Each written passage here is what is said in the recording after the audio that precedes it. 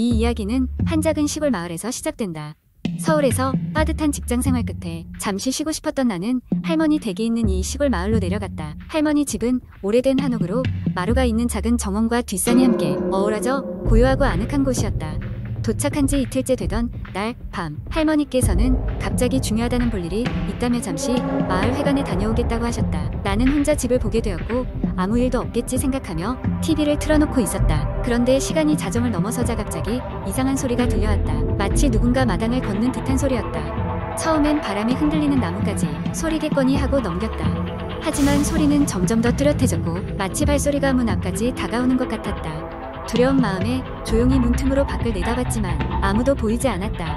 이상한 기분이 들어 문을 잠그고 방으로 돌아왔다. 그날 밤은 그저 그런 소리로 끝날 줄 알았다. 하지만 다음날 아침 마당에 나가보니 누군가의 발자국이 선명하게 찍혀 있었다. 할머니께 여쭤보니 이 마을에서는 예전부터 가끔씩 이런 일이 있었다고 말씀하셨다. 오랜 전설에 따르면 이 마을에는 누군가 죽은 혼이 밤마다 집을 배회한다고 했다. 예전에 이 마을에 큰 산불이 있었고 그때 죽은 사람들의 영혼이 아직도 이곳을 떠돌고 있다는 것이다.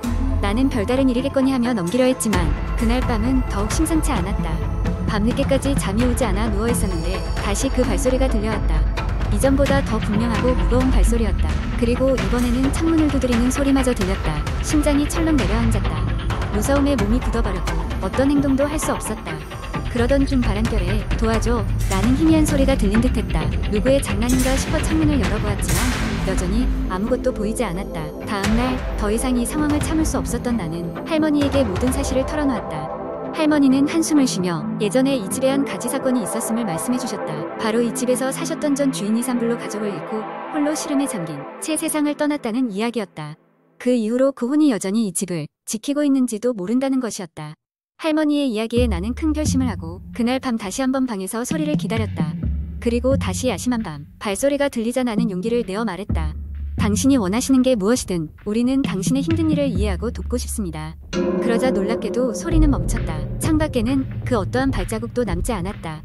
마치 누군가 평화를 찾은 듯 그 이후로 집안은 무척 조용했다. 그리고 며칠 후 갑작스럽게도 마을에 오래된 문서가 발굴되었고 거기에 이 집에 살았던 가족에 대한 이야기가 적혀 있었다. 그 문서를 통해 그 혼이 간절히 원했던 것은 단 한 가지, 자신과 가족이 잊히지 않길 바랐다는 것이었다. 이렇게 나는 시골 마을에서의 소름 끼치는 경험을 통해 때로는 불가사의한 일들이 담고 있는 사연과 의미를 생각하게 되었다. 그 후로 이상한 소리는 더 이상 들리지 않았고 나는 서울로 돌아와서도 그때의 일을 잊지 못한 채로 지내고 있다. 이 이야기를 통해 누군가에게 작은 위로가 될 수 있기를 바라며 이 썰을 마무리하고자 한다. 두 번째 이야기, 나는 평범한 대학생이었고 그날도 평소와 다름없이 늦은 밤까지 도서관에서 공부를 하고 있었다. 외부에서는 비가 내리기 시작하면서 조금씩 천둥 소리가 들려왔다. 밤이 깊어질수록 사람들은 하나둘씩 집으로 돌아갔고 결국 나는 도서관의 마지막 남은 사람이 되었다. 시계를 보니 어느덧 새벽 1시를 넘어가고 있었다. 마지막 책을 가방에 넣고 도서관을 나섰다. 학교 캠퍼스를 가로질러 기숙사로 가는 길은 어두웠고 가로등 불빛마저 희미했다.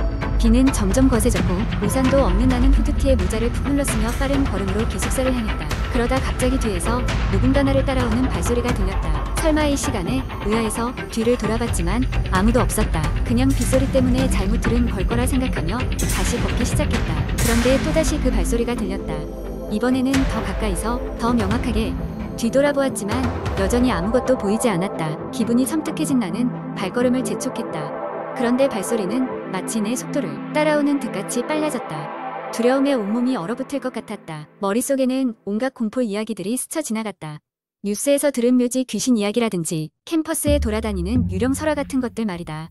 그러다 발소리가 갑자기 멈췄다. 이상하다는 생각에 쉼호흡을 하고 뒤를 돌아봤을 때였다. 빗물에 젖은 어두운 길 한복판에 어떤 형체가 서 있는 것이 보였다. 처음에는 사람이겠거니 생각했는데 보는 순간 기이한 불안감이 엄습했다. 그 형체는 비를 맞고 있는데도 마치 불에 타는 듯 연기가 피어오르고 있었다. 머리카락이 삐죽삐죽 서 있는 것 같았고 형체는 아무런 움직임 없이 나를 바라보고 있었다. 눈은 보이지 않았지만 이상하게도 그 시선이 느껴졌다. 나는 고개를 얼른 돌리고 전력으로 뛰기 시작했다.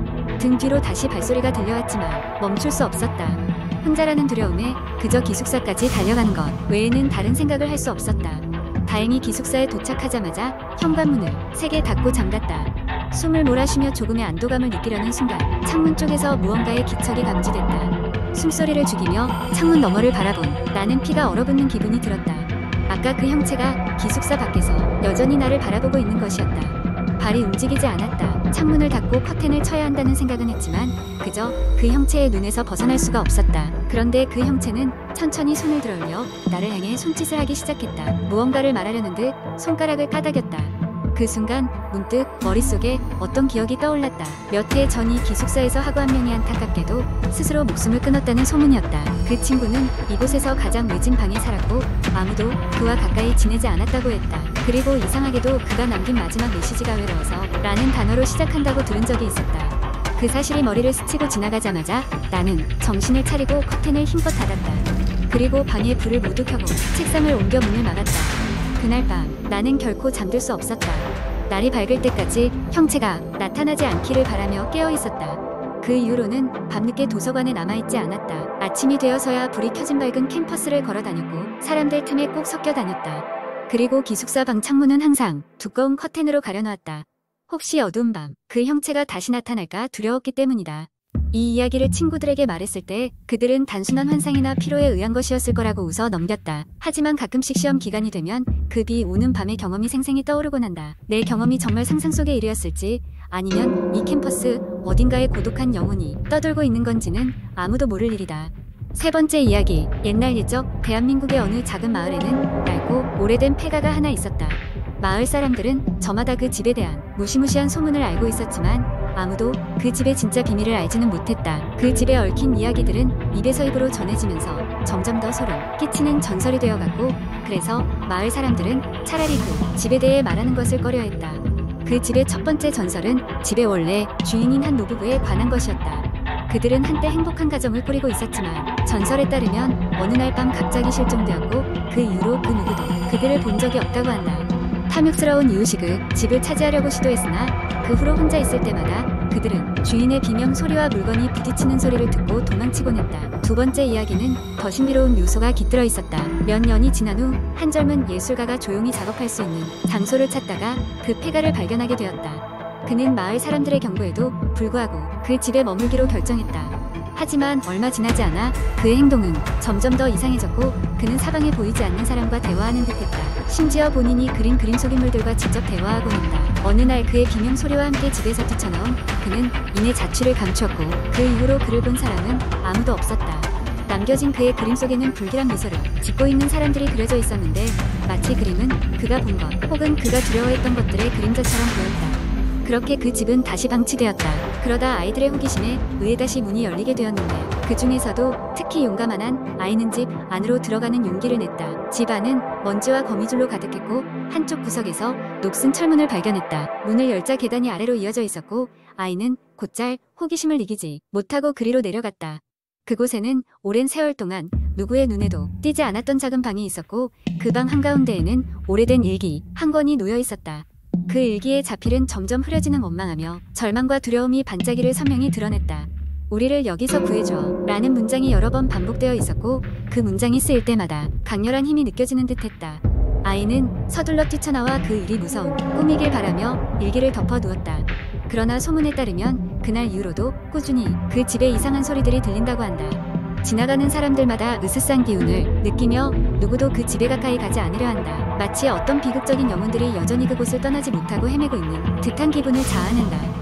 마을 사람들은 여전히 그 집과 관련된 이야기를 속삭이고 있으며 그곳은 지나가는 이들에게 불가해한 공포감을 심어주고 있는 듯하다. 오늘도 그 집은 조용히 마을의 끝자락을 지키며 수많은 비밀을 간직하고 있다. 과연 이 이야기는 그저 꾸며낸 이야기일까? 아니면 정말 그 집엔 해결되지 않은 미스터리한 사건들이 존재하는 걸까? 누구도 확실히 알지 못한다.